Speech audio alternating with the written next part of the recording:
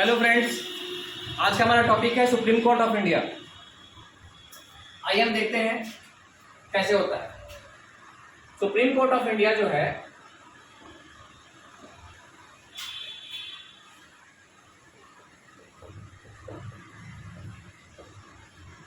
इसका जो जिक्र है आर्टिकल 124 से 147 के बीच में, ठीक है। हम सब जानते हैं कि भारत में एक सर्वोच्च न्यायालय यानी कि सुप्रीम कोर्ट है, जो कि हमने यूएसए से लिया है संविधान में, ठीक है। तो जो कि देश का सर्वोच्च न्यायालय होता है, यानी कि पूरे देश का जो जितना भी मामला होता है जो किसी राज्य से अगर सुलझ नहीं पाया या हाई कोर्ट तक नहीं हो पाया तो फिर वो सुप्रीम कोर्ट में जाता है। और उसके अलावा मूल अधिकार का जितना भी मैटर है। तो आइए हम देखते हैं वन बाई वन क्या क्या कहता है आर्टिकल। इसमें जितने इंपॉर्टेंट आर्टिकल है वो आपको बताए जाएंगे वन बाई वन। आर्टिकल 124 कहता है सुप्रीम कोर्ट का गठन। सुप्रीम कोर्ट का गठन, गठन मतलब क्या होता है? किसी चीज को बनाना, गठित करना, मतलब स्ट्रक्चर करना। तो सुप्रीम कोर्ट का एक स्ट्रक्चर का मतलब क्या हुआ? स्ट्रक्चर का मतलब उसका बिल्डिंग नहीं हुआ। स्ट्रक्चर का मतलब हुआ कि सुप्रीम कोर्ट किससे किससे बनता है।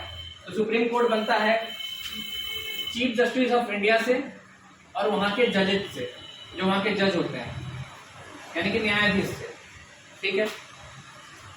इसके पहले मैं आपको बता दूं कि वर्तमान में सुप्रीम कोर्ट के जो मुख्य न्यायाधीश हैं उनका नाम है एन.वी. रमन्ना।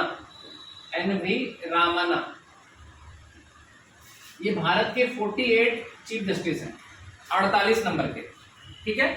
एन.वी. रमन्ना जो कि अप्रैल 2021 में सुप्रीम कोर्ट के मुख्य न्यायाधीश के रूप में इन्होंने शपथ लिया है। पहले मुख्य न्यायाधीश जो थे भारत के वो थे एच.जे. कानिया। एच.जे. कानिया, ठीक है, ये पहले थे। ये अभी करंट में एग्जाम में ये दोनों क्वेश्चन पूछ सकता है। पहले कौन थे? तो पहले एच.जे. कानिया थे। वर्तमान में कौन है? तो एन.वी. रमन्ना है, ठीक है। मुख्य न्यायाधीश भारत के, तो यहाँ पे मुख्य न्यायाधीश सुप्रीम कोर्ट के, ठीक है। आर्टिकल 124 कहता है सुप्रीम कोर्ट का गठन, ठीक है।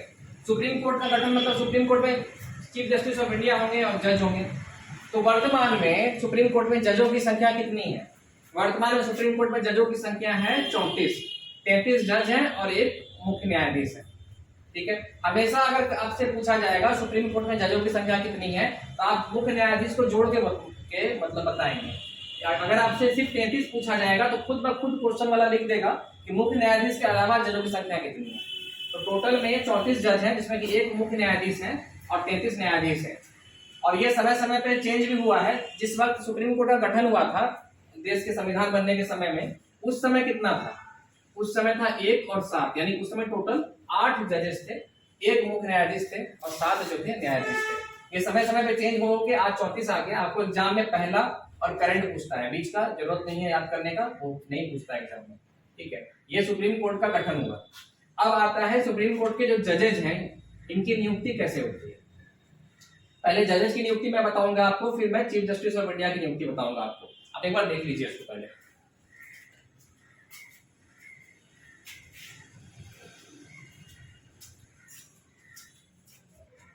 तो सुप्रीम कोर्ट का जो जज होता है इसकी नियुक्ति करते हैं भारत के राष्ट्रपति, ठीक है। सुप्रीम कोर्ट के जज की नियुक्ति करते हैं भारत के राष्ट्रपति। कैसे करते हैं? तो मुख्य न्यायाधीश की सलाह पे करते हैं। सुप्रीम कोर्ट के जज की नियुक्ति भारत के राष्ट्रपति करते हैं। और किसकी सलाह पे करते हैं? तो मुख्य न्यायाधीश, चीफ जस्टिस ऑफ इंडिया के सलाह पे करते हैं, ठीक है। अब यहाँ पे क्वेश्चन ये आता है कि सुप्रीम कोर्ट का जो जज बनेगा उसके लिए क्राइटेरिया क्या क्या होना चाहिए।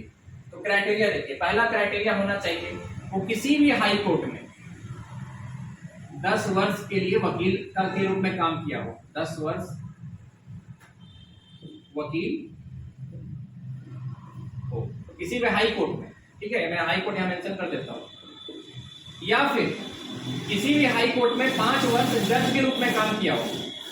किसी भी हाई कोर्ट में 5 वर्ष जज के रूप में काम किया हो, ठीक है।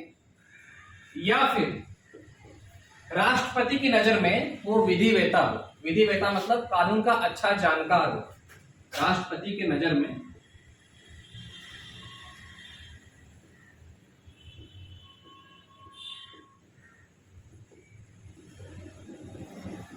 जानकार हो, ठीक है। तो सुप्रीम कोर्ट का जज बनने के लिए ये 3 कंडीशन होना चाहिए। पहला, वो किसी भी हाई कोर्ट में 10 वर्ष तक वकील के रूप में काम किया हो, या 5 वर्ष तक जज के रूप में काम किया हो, या फिर राष्ट्रपति के नजर में जानकार हो। अब यहाँ पे देखिए बहुत सारे ऐसे वकील होंगे जो 10 वर्ष से ऊपर काम कर चुके हैं, बहुत सारे ऐसे जज भी होंगे जो 5 वर्ष से ऊपर हाईकोर्ट में काम कर चुके हैं। सबको सुप्रीम कोर्ट में आने का मन है, तो सभी लोग बोलेंगे हम एलिजिबल है, हम क्यों नहीं। तो यहाँ पे तीसरा जो पॉइंट है वो वैसे लोगों की एलिजिबिलिटी को काट देता है जो ऑलरेडी काम तो कर रहे हैं पर अच्छे जानकार हो सकता है। क्या राष्ट्रपति के नजर में जानकार या फिर विधिवेत्ता? अब राष्ट्रपति साहब बोलेंगे नहीं आप हैं तो ठीक है, लेकिन मेरे नजर में आप अच्छे जानकार नहीं है, मेरे नजर में वो फलाना व्यक्ति अच्छा जानकार है, फलाना जज अच्छा जानकार है। तो सुप्रीम कोर्ट का जज बनने के लिए ये 3 कंडीशन है। 10 वर्ष या वकील रहा हो किसी भी हाई कोर्ट में, 5 वर्ष जज रहा हो किसी भी हाई कोर्ट में, या फिर राष्ट्रपति की नजर में अच्छा विधिवेत्ता या जानकार हो। ठीक है, ये कंडीशन है। जिस भी व्यक्ति का ये कंडीशन फुलफिल हो रहा है, जिस भी जो वहाँ काम कर रहा है, अब राष्ट्रपति को जब नियुक्ति करना है तो वो चीफ जस्टिस ऑफ इंडिया को पूछेंगे कि आप मतलब सलाह दीजिए कि कौन है, क्योंकि राष्ट्रपति को तो पता नहीं है कि किस हाई कोर्ट में कौन सा वकील अच्छा जानकार है, या किस हाई कोर्ट में कौन सा जज अच्छा से केस को सॉल्व किया है या अच्छा से जानकार है।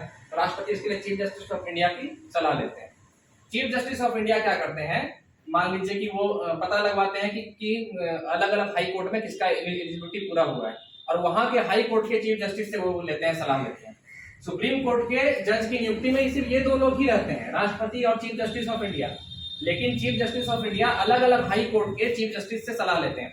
अब चीफ जस्टिस ऑफ इंडिया जो है, जैसे एनवी रमन्ना साहब हैं, इनको पता तो नहीं है कि राजस्थान के हाई कोर्ट में या मध्य प्रदेश के हाई कोर्ट में कौन सा वकील अच्छा जानकार है। इनको ये भी नहीं पता कि कौन सा जज बहुत अच्छा केस सॉल्व करता है। तो ये पता लगाने के लिए ये वहां के चीफ जस्टिस से, जो उस पर्टिकुलर हाई कोर्ट के चीफ जस्टिस है, उससे सलाह लेते हैं, और उसके बाद वो रिपोर्ट वो राष्ट्रपति को सौंप देते हैं कि आप इस व्यक्ति को नियुक्त कर दीजिए, और राष्ट्रपति जो है वो नियुक्त कर देते हैं।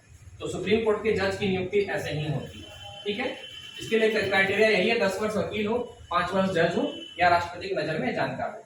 सुप्रीम कोर्ट का गठन आर्टिकल 124 में इसका जिक्र है, जो कि मैंने अभी आपको बताया। अब आइए हम देखते हैं कि मुख्य न्यायाधीश यानी कि चीफ जस्टिस ऑफ इंडिया की नियुक्ति कैसे होती है। मुख्य न्यायाधीश यानी कि जो चीफ जस्टिस ऑफ इंडिया है, इनकी नियुक्ति कॉलेजियम सिस्टम से होती है। कॉलेजियम सिस्टम से होती है। ठीक है, अब ये कॉलेजियम सिस्टम क्या है, पहले तो एग्जाम में आप ये याद कर लीजिएगा कि चीफ जस्टिस ऑफ इंडिया की जो नियुक्ति होती है, चीफ जस्टिस ऑफ इंडिया की नियुक्ति होती है यानी कि मुख्य न्यायाधीश की जो नियुक्ति होती है, ये कॉलेजियम सिस्टम से होती है। ठीक है, अब ये कॉलेजियम सिस्टम क्या होता है, एग्जाम में एक क्वेश्चन रहेगा कैसे होती है, तो कॉलेजियम सिस्टम से होती है। कॉलेजियम सिस्टम जो होता है 5 लोगों का समूह होता है, 5 लोगों का समूह होता है, जो कि राष्ट्रपति को सलाह देते हैं। ठीक है, अब ये 5 लोग कौन होते हैं, तो ये 5 लोग सुप्रीम कोर्ट के ही सीनियर मोस्ट जज होते हैं। अब देखिए, जैसे कि पहले आप देख लीजिए, सुप्रीम कोर्ट का जज तो बन गया, कैसे बना, 10 वर्ष का हाई कोर्ट में अनुभव हुआ एज ए वकील, 5 वर्ष का हाई कोर्ट में अनुभव एज ए जज। ठीक है, या राष्ट्रपति की नजर में अच्छा विधिवेत्ता या फिर कानून का जानकार हो। अब वो रिपोर्ट जो है चीफ जस्टिस ऑफ इंडिया सौंप दिए राष्ट्रपति को, चीफ जस्टिस ऑफ इंडिया ने लिया सलाह लिया अलग अलग हाई कोर्ट के चीफ जस्टिस से, और इस प्रकार सुप्रीम कोर्ट के जज की नियुक्ति हो गई। अब जज में भी चीफ जस्टिस ऑफ इंडिया कौन बने, मान लीजिए कि अभी जैसे कि 34 है ना अभी, तो एक चीफ जस्टिस ऑफ इंडिया है, 33 जो है वो मुख्य न्यायाधीश है, सॉरी एक मुख्य न्यायाधीश है और 33 जो है वो न्यायाधीश है, 33। अब ये जो है, अगर मुख्य न्यायाधीश किसी कारण से पद पे नहीं है, त्याग पत्र दे दिए, या उनकी मृत्यु हो गई, या जिस भी कारण से उनका टर्म पूरा हो गया, 65 वर्ष हो गया, ठीक है, तो अब कोई तो बनेगा ना मुख्य न्यायाधीश, तो कोई जो बनेगा उसके लिए ही 5 लोगों का एक समूह होता है। ये 5 लोग कौन होंगे, तो इस 33 में से ही जो सीनियर मोस्ट 5 होंगे वो आएंगे यहाँ पे, उनका ही समूह बनेगा, उसको कहते हैं कॉलेजियम। ये कॉलेजियम ही राष्ट्रपति को सलाह देगा कि कौन होगा भारत का अगला मुख्य न्यायाधीश, या फिर इनमें से ही कौन बनेगा, वो लोग ही बतलाते हैं। तो इस प्रकार राष्ट्रपति उनकी सलाह से मुख्य न्यायाधीश की नियुक्ति करते हैं, और राष्ट्रपति मुख्य न्यायाधीश को शपथ दिलवाते हैं। ठीक है, तो मुख्य न्यायाधीश को शपथ कौन दिलवाता है, भारत के राष्ट्रपति दिलवाते हैं। नियुक्ति कौन करता है, राष्ट्रपति करते हैं। किसकी सलाह पे करते हैं, कॉलेजियम की सलाह पे। कॉलेजियम क्या होता है, सुप्रीम कोर्ट के सीनियर मोस्ट 5 जजों का समूह होता है, जो कि सलाह देते हैं राष्ट्रपति को। ठीक है, ये आपको क्लियर हो गया होगा, ये क्वेश्चन याद कर लीजिएगा। कॉलेजियम आप देख लीजिए यहाँ पे कि सुप्रीम कोर्ट का जो जज हुआ या सुप्रीम कोर्ट का जो चीफ जस्टिस हुआ, इसके नियुक्ति में सरकार कहीं है, कहीं नहीं है। ना ही प्रधानमंत्री हैं, ना ही किसी राज्य के मुख्यमंत्री हैं, ना ही विपक्ष के नेता हैं। इसीलिए कहा जाता है कानून सबसे ऊपर है और देश में न्यायपालिका पे किसी का दबाव नहीं है, कार्यपालिका का कोई दबाव नहीं है। हम ऑलरेडी आर्टिकल 50 में पढ़ चुके हैं, कार्यपालिका और न्यायपालिका का पृथकीकरण। जो हमारे देश में जो जुडिशरी वो सेपरेट है। सरकार चाह के भी अपने आदमी को जज या जो सुप्रीम कोर्ट का चीफ जस्टिस नहीं बनवा सकती है।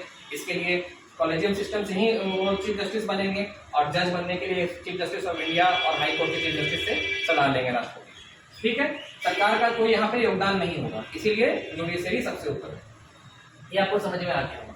अब आर्टिकल 125 क्या कहता है?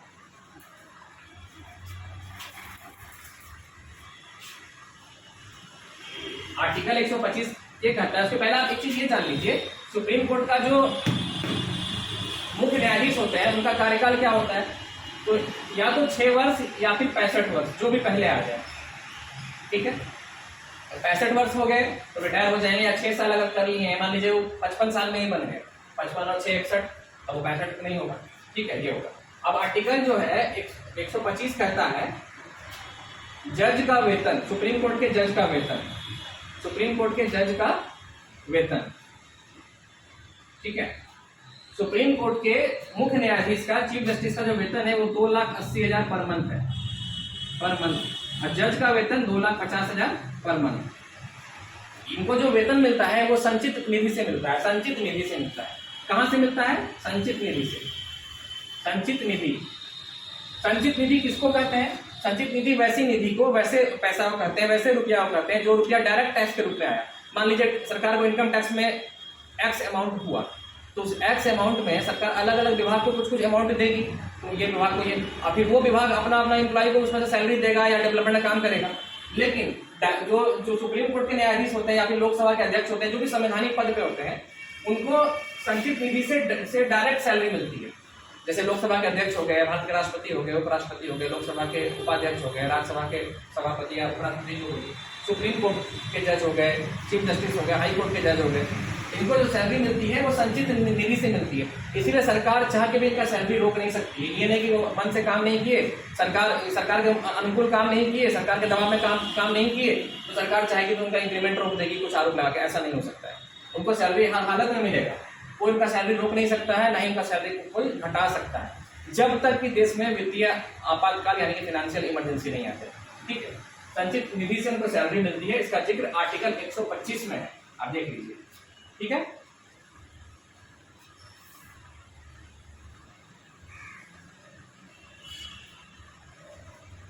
इसके अलावा और क्या है कि आर्टिकल जो है ये 143 143 आर्टिकल 143 क्या कहता है कि सुप्रीम कोर्ट के जो जज चीफ जस्टिस होंगे वो राष्ट्रपति को सलाह देंगे, राष्ट्रपति को सलाह देंगे, राष्ट्रपति को सलाह देंगे। ठीक है, सुप्रीम कोर्ट के जो चीफ जस्टिस होंगे राष्ट्रपति को सलाह देंगे किसी भी कानूनी मैटर पे। राष्ट्रपति बाध्य नहीं है उस सलाह को मानने के लिए, लेकिन वो सलाह दे सकते हैं।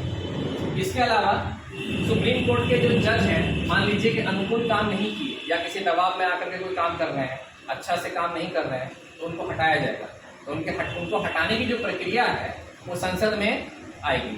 तो अगर जैसे सुप्रीम कोर्ट के किसी भी जज को अगर हटाना है तो उसको हटाने के लिए लोकसभा में अगर वो प्रक्रिया शुरू होती है तो कम से कम 100 लोगों का, और अगर राज्यसभा में वो प्रक्रिया शुरू होती है तो कम से कम 50 लोगों का हस्ताक्षर जो है इंपॉर्टेंट है। मान लीजिए चीफ जस्टिस को हटाना है या फिर किसी भी जज को हटाना है, तो राज्यसभा से अगर वो शुरू हुआ 50 लोग साइन करके देंगे, तब बहस होगा, फिर 2/3 बहुमत से पास होगा, फिर लोकसभा में जाएगा, फिर वहां पास होगा, तब राष्ट्रपति साइन करेंगे और जज हट जाएंगे। और अगर लोकसभा में शुरू हुआ तो पहले 100 लोगों का साइन होगा, फिर उसके बाद 2/3 से पास होगा, फिर राज्यसभा में जाएगा, फिर वहां पास होगा, फिर राष्ट्रपति साइन करेंगे, तब वो हटेंगे।